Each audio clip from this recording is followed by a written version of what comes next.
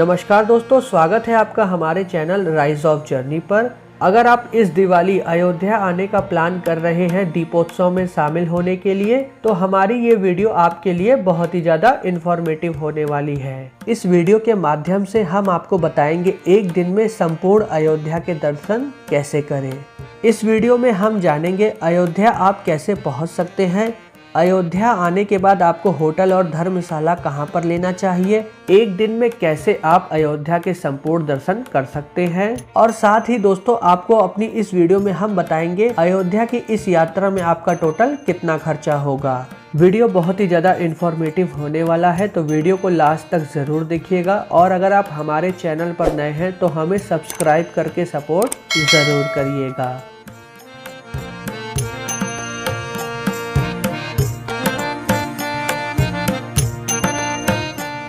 चलिए सबसे पहले बात करते हैं आप अयोध्या कैसे पहुंचेंगे। अयोध्या आने का सबसे सही तरीका है कि आप ट्रेन के माध्यम से अयोध्या आए। अयोध्या में दो प्रमुख रेलवे स्टेशन है, अयोध्या कैंट और अयोध्या धाम रेलवे स्टेशन। ये रेलवे स्टेशन राम मंदिर से मात्र 1 किलोमीटर की दूरी पर स्थित है। अयोध्या के लिए आपको देश के सभी शहरों से डायरेक्ट ट्रेन मिल जाएगी। अगर आप बस से अयोध्या आना चाहते हैं तो आपको आसपास के शहरों और राज्यों से डायरेक्ट अयोध्या के लिए बस भी मिल जाएगी। अगर आप फ्लाइट से अयोध्या आना चाहते हैं तो यहाँ पर महर्षि वाल्मीकि इंटरनेशनल एयरपोर्ट बना हुआ है। देश के सभी प्रमुख एयरपोर्ट से आपको अयोध्या के लिए डायरेक्ट फ्लाइट मिल जाएगी। अब बात करते हैं दोस्तों अयोध्या पहुँचने के बाद आपको होटल और धर्मशाला कहाँ पर लेना चाहिए। दोस्तों वैसे तो राम मंदिर बनने के बाद आपको अयोध्या में बहुत से होटल और धर्मशाला मिल जाएगा, लेकिन मैं आपको सजेस्ट करूंगा कि आप अयोध्या धाम रेलवे स्टेशन के पास ही होटल या धर्मशाला लें, क्योंकि यहां से अयोध्या के सभी प्लेसेस मात्र 1 किलोमीटर की दूरी पर स्थित है, जिसमें गुजराती धर्मशाला, बालाजी धर्मशाला और श्री राम अतिथि निवास प्रमुख है। चलिए अब बात करते हैं अयोध्या पहुंचकर होटल में नाइट स्टे करने के बाद सुबह सबसे पहले आपको अयोध्या में कहां पर जाना चाहिए। दोस्तों सबसे पहले आपको अयोध्या के लता मंगेशकर चौक पर पहुंचना होगा। लता मंगेशकर चौक के बगल में ही स्थित है राम की पैड़ी।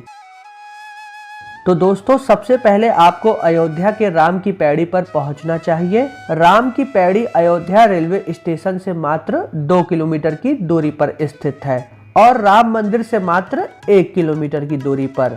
सबसे पहले आपको राम की पैड़ी पर पहुंचना है और यहां पर सरयू नदी में स्नान करना है।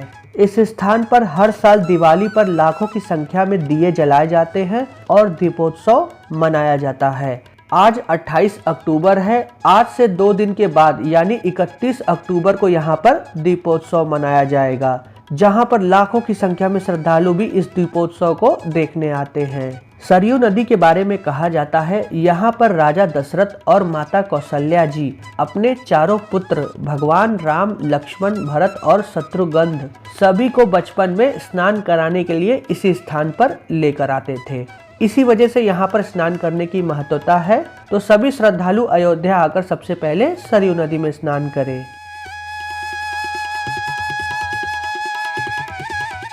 सरयू नदी में स्नान करने के बाद आप ई रिक्शे के माध्यम से पहुंच जाइए मात्र 1 किलोमीटर की दूरी पर स्थित हनुमानगढ़ी मंदिर। दोस्तों वैसे तो लाखों की संख्या में श्रद्धालु प्रतिदिन आ रहे हैं अयोध्या में प्रभु श्री राम के दर्शन करने के लिए राम मंदिर में, लेकिन राम मंदिर में दर्शन करने से पहले आपको हनुमानगढ़ी मंदिर में जाकर के हनुमान जी के दर्शन करने होंगे। ऐसा कहा जाता है जब भगवान राम, माता सीता, लक्ष्मण जी और हनुमान जी रावण का वध करने के बाद अयोध्या लौटे, तब आज जहां पर हनुमानगढ़ी मंदिर बना हुआ है, इसी स्थान पर भगवान राम ने हनुमान जी को रहने का स्थान दिया और कहा जो भी भक्त अयोध्या आता है मेरे दर्शन करने के लिए, सबसे पहले उसको हनुमानगढ़ी मंदिर में आकर के हनुमान जी के दर्शन करने होंगे। इस बात का वर्णन रामचरितमानस और अथर्ववेद में भी मिलता है।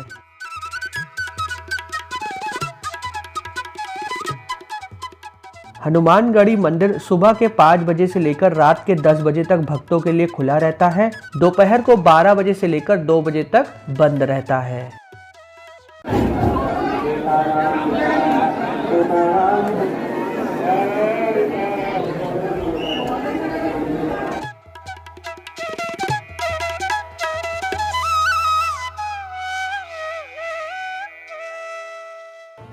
के हनुमानगढ़ी मंदिर में हनुमान जी के दर्शन करने के बाद आप पहुंच जाइए राम मंदिर में।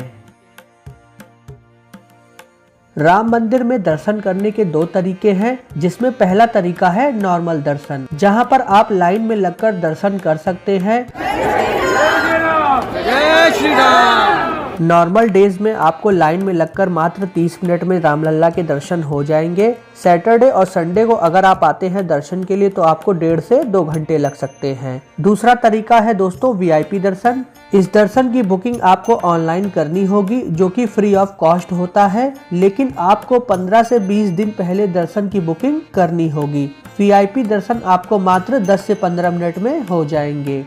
जब आप मंदिर में दर्शन के लिए जाएंगे तब आपको अपना कोई भी इलेक्ट्रॉनिक डिवाइस जैसे फोन, कैमरा, वॉच, यहाँ तक कि आपको अपनी कार और बाइक की चाबी सभी लॉकर रूम में जमा करानी होगी। यहाँ पर लॉकर की सुविधा फ्री ऑफ कॉस्ट है।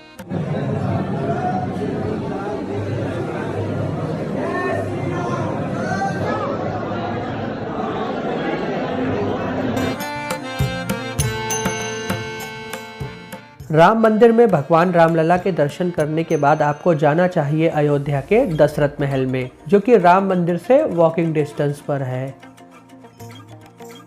अयोध्या के बीचों बीच स्थित दशरथ महल को राजा दशरथ का निवास स्थान माना जाता है। इस महल को ठीक उसी स्थान पर बनाया गया है जहां पर राजा दशरथ का महल हुआ करता था। कहा जाता है 19 साल की उम्र तक भगवान राम अपने सभी भाइयों के साथ इसी महल में निवास करते थे।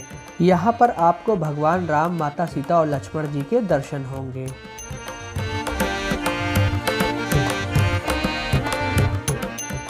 इसी महल में भगवान राम खेलते खेलते बड़े हुए। इस मंदिर में भगवान राम जो विराजमान हैं, उनको अलग अलग रूपों में दिखाया गया है। इसी महल से भगवान राम, माता सीता और लक्ष्मण जी को 14 वर्ष के वनवास को जाने का आदेश मिला था।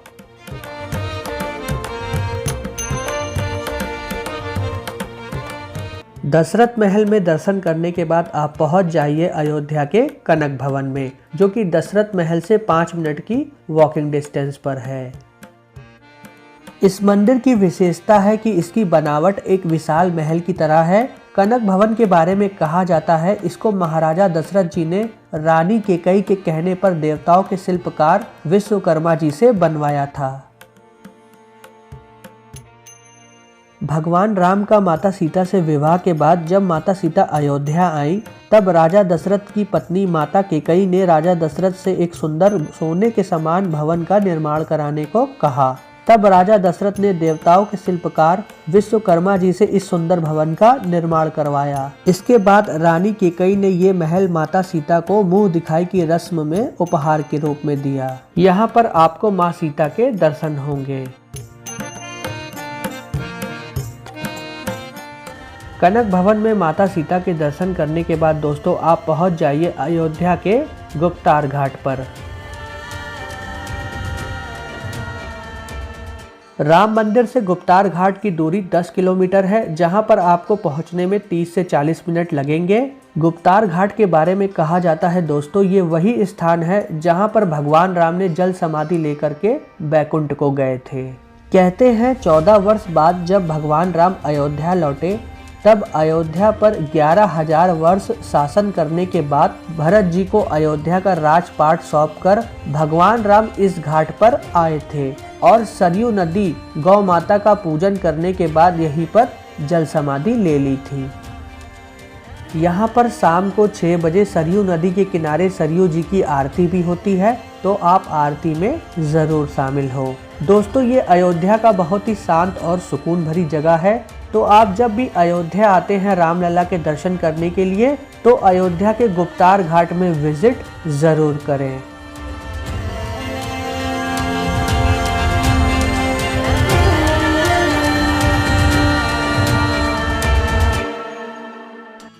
आप जब भी अयोध्या आते हैं तो सबसे पहले सरयू नदी में जाकर के स्नान करिए। इसके बाद हनुमानगढ़ी में जाकर के हनुमान जी के दर्शन करिए। फिर रामलला के राम मंदिर में दर्शन, उसके बाद दशरथ महल, कनक भवन और गुप्तार घाट।